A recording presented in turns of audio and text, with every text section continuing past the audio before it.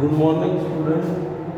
આપણે જે ગયા લેક્ચરમાં ઈસ્ટ ઇન્ડિયા કંપની વિશે ભણ્યા હતા, હવે એનો અભ્યાસ વધુ કરીએ તો ભારતની અંદર જે ઈસ્ટ ઇન્ડિયા કંપનીએ વેપારની શરૂઆત કરી, બરાબર છે, તેની શું અસરો થઈ?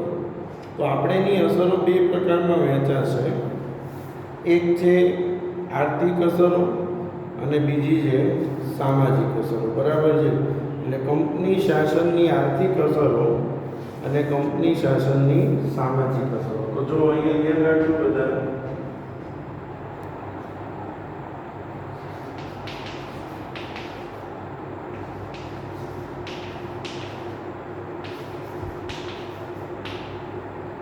કે કંપની શાસનની આર્થિક અસર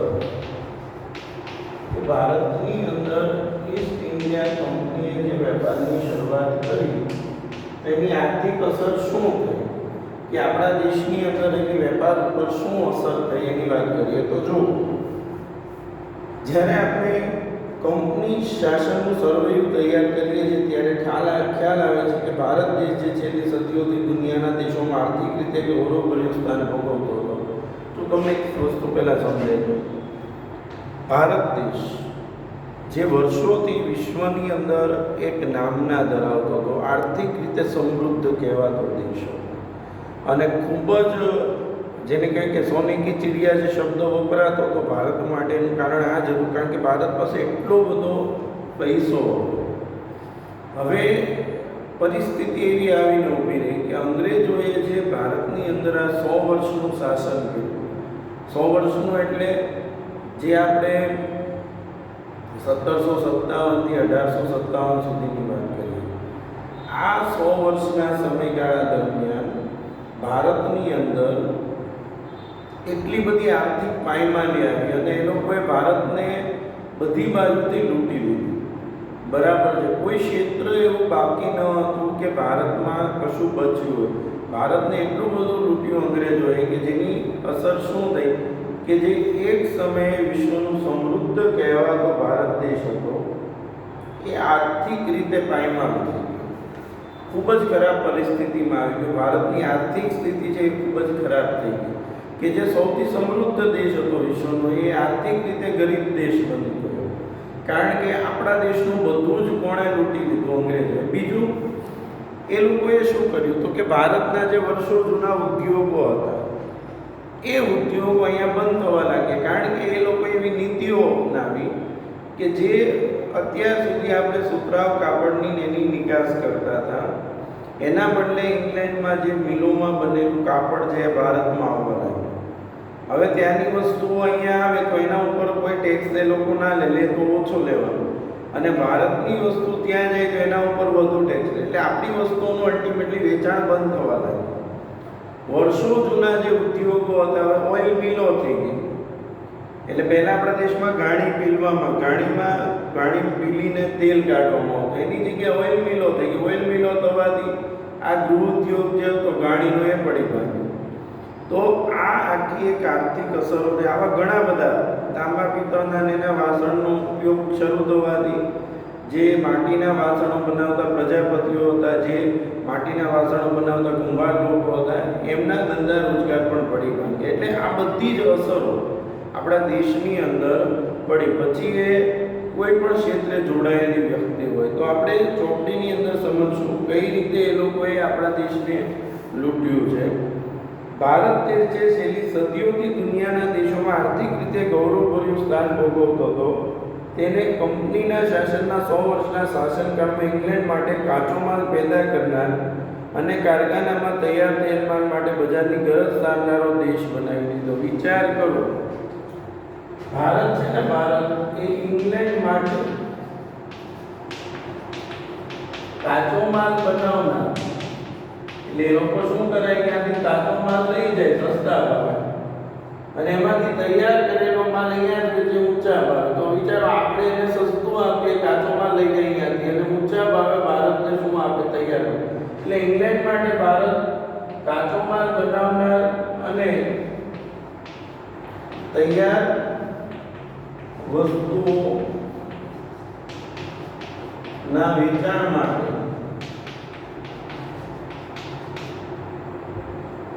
નો દેશ બન્યો. એટલે એ લોકો બધું અહીંયા લઈ જાય સસ્તા ભાવે મોંઘા ભાવે વેચાણ માટેનો દેશ બન્યો. આ રીતે એ લોકોએ ઈસ્ટ ઇન્ડિયા કંપનીએ ભારતમાં લૂંટફાટ શરૂ કરી. બરાબર. બંગાળ સુતરાઉ કાપડ કાચું રેશમ ખાંડ શણ મલમલની નિકાસ કરતો, પરંતુ દ્વિમુખી શાસન પદ્ધતિ બાદ બંગાળની આર્થિક ચમક ઝાંખી પડી. એક સમયે બંગાળ છે, હવે બંગાળ કઈ કઈ વસ્તુઓની નિકાસ કરતું હતું કે બંગાળ સુતરાઉ કાપડ કાચું રેશમ સુતરાઉ કાપડ કાચું રેશમ ખાંડ અને શણ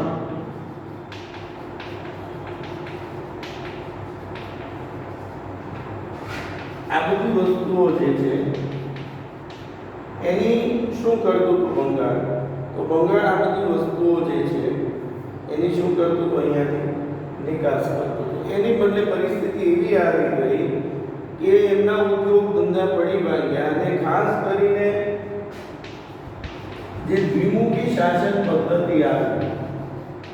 આપણે દ્વિમુખી શાસન પદ્ધતિ જે છે કે ભાઈ મહેસૂલ ઉઘરાવવાની સત્તા અંગ્રેજો અને પ્રજાનું ધ્યાન રાખવાનું બધું કામ રાજા. એટલે આ કેવું છે કે ધ્યાન રાજાએ રાખવાનું, પ્રજા માટે ખર્ચો રાજાએ કરવાનો, પણ મહેસૂલ બધું અંગ્રેજો. એટલે આ રીતે શું થયું? દ્વિમુખી શાસન પદ્ધતિ જે આવી એના લીધે ભારતના જે ઉદ્યોગ ધંધા હતા એ પાયમાલ થઈ ગયા. અને ખાસ કરીને જે બંગાળ ખૂબ જ સમૃદ્ધ હતું એ પાયમાલ થઈ ગયું, દેવામાં ડૂબી ગયું. એની આજે આર્થિક ચમક હતી એ ઝાંખી પડી ગઈ. કંપનીની અન્યાયી મહેસૂલ નીતિ હતી. અને અન્યાયી મહેસૂલ નીતિ એટલે કેવી હતી? ધારો કે કોઈ વર્ષે વરસાદ નથી પડ્યો, વરસાદ ન પડે તો ખેડૂત સ્વાભાવિક છે એની પાસે કશું ન હોય તો એ કશું ભરી ન શકે, એવું નહીં. તો પણ ખેડૂતે મહેસૂલ તો ભરવાનું જ. ખેડૂતોએ જમીન ઉપર મહેસૂલ ભરવાનું. એટલે આવી જે નીતિઓ અપનાવી તો જુઓ, કંપનીની અન્યાયી મહેસૂલ નીતિથી ભારતનો ખેડૂત પાયમાલ અને દેવાદાર હતો. કંપનીની જે અન્યાયી નીતિ હતી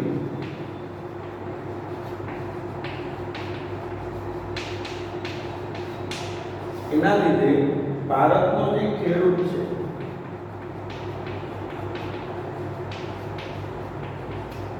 પાયમાલ અને દેવાદાર હતો. પાયમાલ થઈ એની પાસે કશું વધ્યું નહીં. બરાબર છે. અંગ્રેજ સરકારે ઇંગ્લેન્ડના ઉદ્યોગોને વિકસાવવા ભારતના કાપડ ઉદ્યોગ પર અન્યાયી જકાત નાખી કીધું.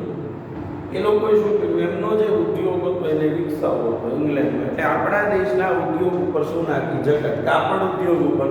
ભારતનો છે વર્ષો જૂનો ઉદ્યોગ છે કાપડ ઉદ્યોગ, એના ઉપર એમને ટેક્સ નાખ્યો, જકાત નાખી. ભારતના ઉન્નત ઉદ્યોગોને કચડી નાખવા વિવિધ અયોગ્ય રીતરસનો અપનાવી, જેથી ભારતના ઉદ્યોગ ધંધા પડી ભાગ્યા. ભારતનો કારીગર ગરીબ અને બેરોજગાર બન્યો. બરાબર. શું કર્યું? એને તમને પહેલા બધી વસ્તુ સમજાવી કે ભાઈ ભારતના કાપડ ઉદ્યોગ ઉપર એને જકાત નાખી. જકાત એટલે ટેક્સ. તો જકાત નાખી એની અસર શું થઈ? આપણા દેશનો જે કાપડ ઉદ્યોગ હતો એ પડી ભાગ્યો. આ ઉપરાંત સાથોસાથ એને શું કર્યું? તો કે ઉન્નત ઉદ્યોગો કચડી નાખવા વિવિધ પ્રકારની યોગ્ય ઉન્નત ઉદ્યોગો. ઉન્નત એટલે આપણા જે હસ્તકલા, શિલ્પકલા, આજે બધા કારીગરોના આવડતવાળા ઉદ્યોગો હતા. ઉન્નત ઉદ્યોગોનું સ્થાન એને મશીનોને આપી દીધું. મશીનો ઉપર કામની શરૂઆત કરી. એટલે ભારતનો ઉન્નત ઉદ્યોગ પણ પડી ભાગ્યો અને ભારતના કારીગરો ગરીબ અને બેરોજગાર બન્યા. ભારતના કારીગરો શું બન્યા? ગરીબ અને બેરોજગાર. હવે કંપનીના વ્યાપારીઓ ખાનગી વ્યાપાર કરી બંગાળના કારીગરો પાસે ટૂંકી મુદતમાં ચોક્કસ જથ્થામાં કાપડ વણીને પૂરું પાડવાનો કોન્ટ્રાક્ટ લખાવી દીધો. અને કારીગરો જો ઇનકાર કરે તો તેને ફટકા મારવાની કે જેલની સજા થતી. વિચાર કરો, કંપનીના વ્યાપારીઓ જે હતા શું કરતા હતા? ખાનગી વ્યાપાર કરી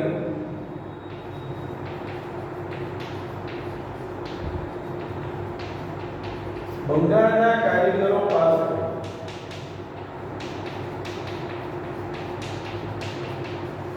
ટૂંકી મુદતમાં માલ પૂરો પાડવાનો, બરાબર? ટૂંકી મુદતમાં ચોક્કસ જથ્થામાં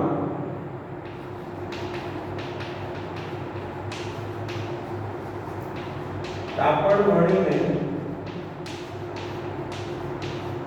પૂરું પાડવાનો કોન્ટ્રાક્ટ લખાવી લેતા.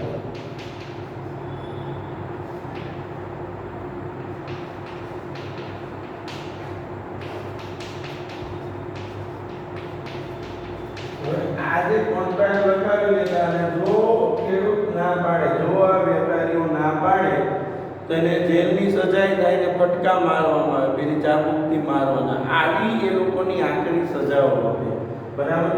અને જો વેપારી ના પાડે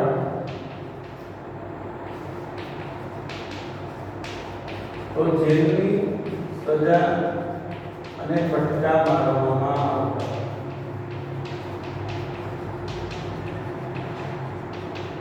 આ રીતે અંગ્રેજોની જે નીતિઓ હતી, બરાબર, કંપનીના આગમન પહેલા હવે તમે વિચાર કરો કે ભારત જે સમૃદ્ધ હતું, જે સ્વાવલંબી હતું, એ આખું પડી ગયું. અત્યાર સુધી આપણે સ્વાવલંબી હતા ભારતના ગામડા, કોઈ ઉપર આધાર નહોતા રાખતા, પોતાની જોઈતી વસ્તુ બનાવી લેતા.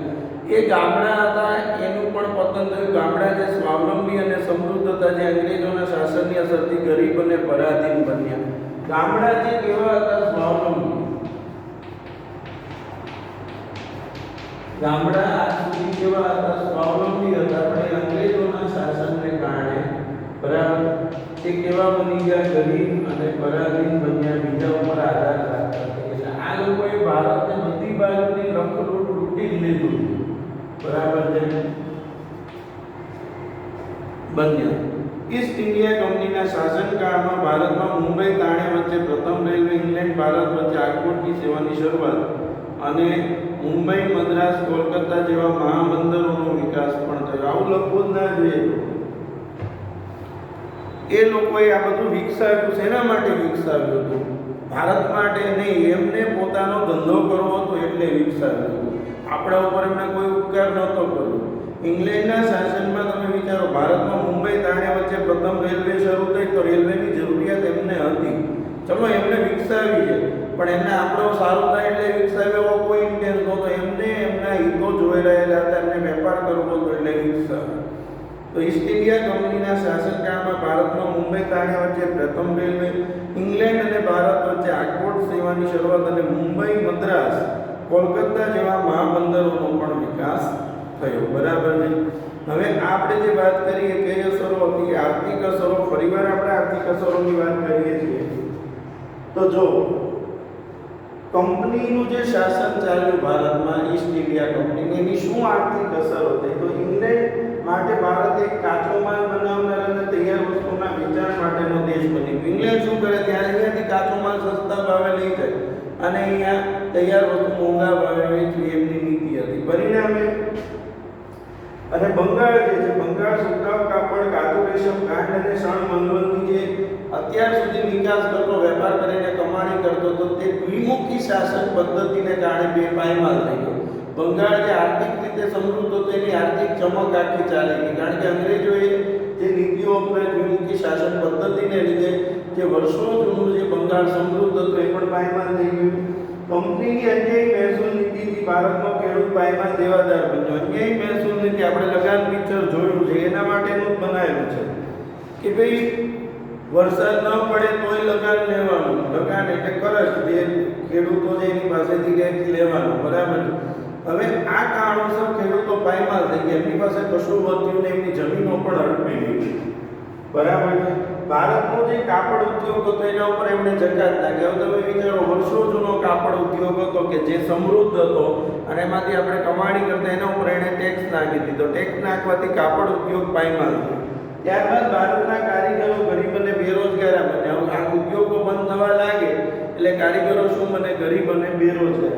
વળી કંપનીના જે વેપારીઓ હતા ની પાસે કેવા હતા? વિચારો કે કંપનીનો તો કામ કરે પણ પોતાના ખાનગી ધંધા કરતા, અને કંપનીના વેપારીઓ ખાનગી વ્યાપાર કરી બંગાળના કારીગરો પાસે ટૂંકી મુદતમાં કે તમારે આટલા દિવસમાં આટલું કાપડ બનાવીને આપવાનું, અને જો કારીગરો ના પાડે અને જો વેપારી ના પાડે તો એને જેલની સજા થાય અને એને કોરડા વડે ફટકારવામાં આવે. આ રીતે અંગ્રેજોએ ભારતની જે કહેવાય કે આ કારણોસર ભારતની પરિસ્થિતિ ખૂબ જ બગડી ગઈ અને આર્થિક રીતે ભારત નબળું પડતું ગયું. બરાબર.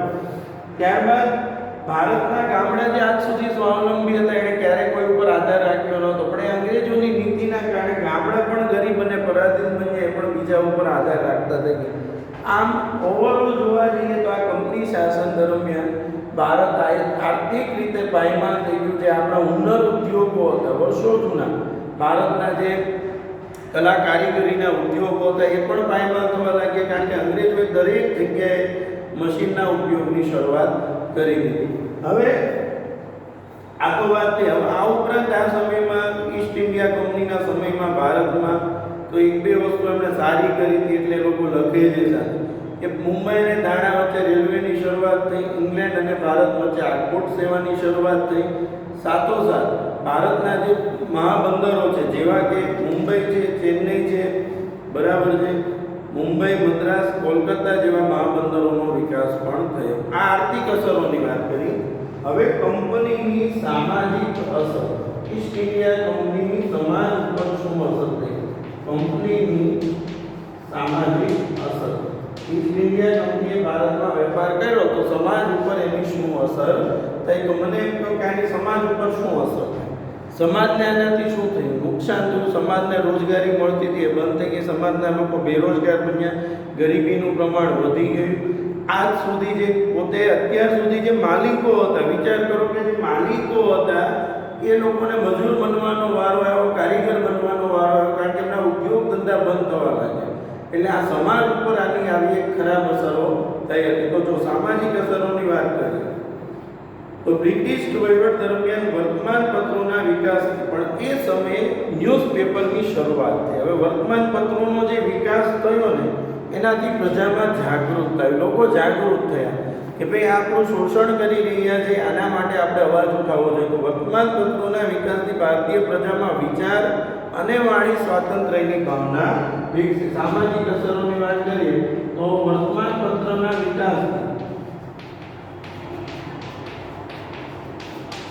વિકાસથી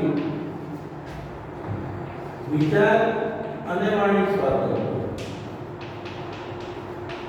વિચાર અને વાણી સ્વાતંત્ર્યની ભાવના વિકસી. લોકો પોતાના મતને રજૂ કરતા થયા, પોતાના વિચારો વર્તમાન પત્રના માધ્યમથી રજૂ કરતા થયા. સાથોસાથ ભારતીય સમાજમાં જે કેટલીક રિવાજો હતા, ખોટી પ્રથાઓ હતી, આપણે જોયું તો આગળ પણ, જેવી કે સતી પ્રથા, દીકરીને દૂધ પીતી કરવાનો રિવાજ. સતી પ્રથા હતી કે કોઈ પુરુષનું મૃત્યુ થયું તો એની સ્ત્રી, એની જે વાઇફ છે એને પણ સળગાવી દેવામાં આવતી ને આવી રીતે સતી કરવામાં આવતી. આ જે સતી પ્રથા હતી. દૂધ પીતી કરવાનો રિવાજ હતો કે બાળકીનો જન્મ થઈને દૂધનું મોટું કેન હોય એની અંદર બોળવામાં આવે, જીવે તો જીવે ને તો મૃત્યુ પામે. તો આ દીકરીને દૂધ પીતી કરવા ખોટા જે રિવાજો હતા, સતી પ્રથા, દીકરીને દૂધ પીતી કરવાનો રિવાજ, બાળ લગ્ન, આ બધા જે કુરિવાજો હતા, બરાબર છે, એ બધા જ કુરિવાજો છે એ સમયે દૂર પણ થયા. અને એ કુરિવાજો દૂર કરવાની અંદર અંગ્રેજોના સંપર્કથી રાજા રામમોહન રાય, દુર્ગારામ મહેતા, બેરામજી મલબારી વગેરે કુરિવાજો દૂર કરવા કાયદા કરાવ્યા. એટલે અંગ્રેજોના શાસનમાં જે ખોટા કુરિવાજો હતા, કયા કુરિવાજો હતા? એક સતી પ્રથા, બીજું દીકરીને અથવા દૂધ પીતી કરવાનો રિવાજ, અને બાળ લગ્ન. આવા જે સમાજની જે બધી સમસ્યાઓ એને દૂર કરવા માટે આ સમયમાં કાયદાઓ પણ બનાવવામાં આવ્યા. એમાં રાજા રામમોહન રાય, દુર્ગારામ મહેતા અને બેરામજી મલબારી જેવા લોકોએ મહત્વનો ફાળો આપ્યો. ભારતમાં વહીવટી માળખાનું અંગ્રેજીકરણ થતા અંગ્રેજી જાણકાર લોકોની જરૂરિયાત ઊભી થઈ. અંગ્રેજોએ વહીવટી માળખાનું સ્ટ્રક્ચર હતું એ ઇંગ્લિશ બનાવી દીધું. એના લીધે અંગ્રેજીની આ જાણકાર લોકોની ભારતમાં માંગમાં શું થયો? વધારો થયો. પરિણામે મેકોલના પ્રયત્નોથી ભારતમાં અંગ્રેજી શિક્ષણ આપવાનો પ્રારંભ થયો. મેકોલે પ્રયત્ન કર્યો, કારણ કે જો આખું અંગ્રેજોનું વહીવટી તંત્ર હતું, એમણે ઇંગ્લિશ બનાવી દીધું કે ભાઈ અંગ્રેજી ભાષાના જાણકાર લોકોની જરૂર પડશે. અને આ અંગ્રેજી ભાષાના જાણકાર લોકોની જરૂર પડતા મેકોલના પ્રયત્નોથી ભારતમાં અંગ્રેજી શિક્ષણનો પ્રારંભ થયો. કોના પ્રયત્નોથી? મેકોલા. યાદ રાખજો. ચાર્લ્સ ફૂડની ભલામણથી મુંબઈ, મદ્રાસ, ચેન્નઈ, મદ્રાસ એટલે ચેન્નઈ, કોલકાતામાં યુનિવર્સિટીઓની સ્થાપના તેને ચાર્લ્સ ફૂડની ભલામણથી અંગ્રેજીનું શિક્ષણ આપતી યુનિવર્સિટીઓ મદ્રાસ, મુંબઈ અને કોલકાતામાં શરૂ કરવામાં આવી. અંગ્રેજી શિક્ષણના કારણે ભારતમાં અંગ્રેજી જાણનારો વર્ગ ઊભો થયો. સમય જતાં તેણે સુધારાવાદી માગણીઓ કરી સુધારાની પ્રક્રિયાને વેગ આપ્યો. હવે અંગ્રેજી શિક્ષણ શરૂ થતાં ભારતમાં એક એવો વર્ગ ઊભો થયો કે જે અંગ્રેજીનો જાણકાર હતો. એટલે એ લોકોએ દેશની અંદર ધીમે ધીમે અંગ્રેજો સામે સુધારાવાદી નીતિઓ અપનાવવાની ફરજ પાડી. એટલે આ છે સામાજિક અસરો. એટલે કંપની શાસનની આર્થિક અસરો અને સામાજિક અસરોનો આજે આપણે અભ્યાસ કર્યો. ઉપસારામાંથી શું મળ્યું? આમ ઈસ્ટ ઇન્ડિયા કંપની ભારતની સમૃદ્ધિ અને વેપારથી આકર્ષાઈને ભારત આવ્યા. ભારતમાં કંપની શાસનને પરિણામે રાજકીય, આર્થિક, સામાજિક, સાંસ્કૃતિક ક્ષેત્રે સારી નરસી અસરો ઊભી થઈ. કંપનીએ ભારતના ભોગે ઇંગ્લેન્ડને સમૃદ્ધ કરવાની નીતિ અપનાવીને, યાદ રાખો આજે પણ જે ઇંગ્લેન્ડ સમૃદ્ધ થયું છે એની પાસે જે પૈસો છે એ આપણો જ છે. એ તો આવ ગરીબ ભિખારી દેશ હતો, પણ આપણને લૂંટીને એ લોકો સમૃદ્ધ બન્યા. બરાબર છે. અને ભારતમાં આવી પોતાના લાભ માટે જે વ્યવસ્થામાં સંસ્થાગત સુધારા કર્યા તેનાથી ભારતને પરોક્ષ રીતે લાભ પણ થયો. હવે વિદ્યાર્થીઓ, અહીંયા પાઠ પહેલો પૂરો થાય છે. તમારે દરેકે સ્વાધ્યાયમાં આખું લખવાનું છે તમારી બુકમાં. બરાબર છે. બહુ અગત્યના પ્રશ્નો છે. બરાબર. આ બધાએ આખું સ્વાધ્યાયનું પૂર્ણ કરવાનું છે. આવતા લેક્ચરમાં આપણે ચેપ્ટર નંબર 2 ની શરૂઆત 2 અથવા બરાબર છે કે 8મો પાઠ અથવા તો બીજો પાઠ અથવા 13મો, ત્રણમાંથી કોઈ એક પાઠ શરૂ કરીશું. બરાબર છે. Thank you.